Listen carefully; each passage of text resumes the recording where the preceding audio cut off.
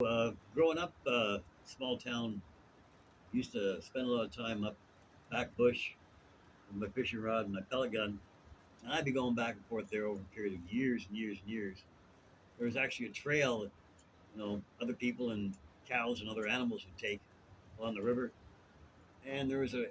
area where there was like some very mature cedars that were quite tall then. They'd probably be 20, 25 feet tall then,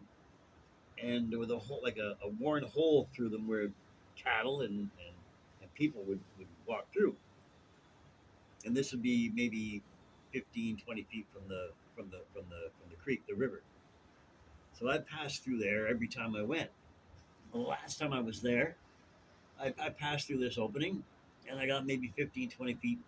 past it, and I started hearing this noise like a big cat. And I didn't pay much attention, and I was fishing. And I had my pellet gun with me, and I was casting, catching some pickerel, and I heard it again. I heard some rustling in on the other side of the fence line. It was like a hayfield, and I heard rustling in the hay, and I turn and look, and all I see is these two big yellow eyes and this tan colored short furred cat, and it was looking at me, and I had a pellet gun and a fishing rod, and I knew if I shot it with a pellet gun, I'd probably piss it off.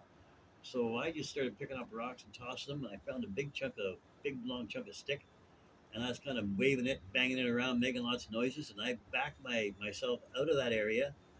and it stayed on the other side of the fence line, but it followed me all the way to the end of that fence line, and past it there was even taller grass where I had to walk through a path, and now I was kind of really worried because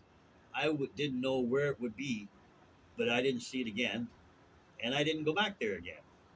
And I know people that live up there today in that area, and they're on a skidoo club, and there's been mountain lions seen in that area within 10 years.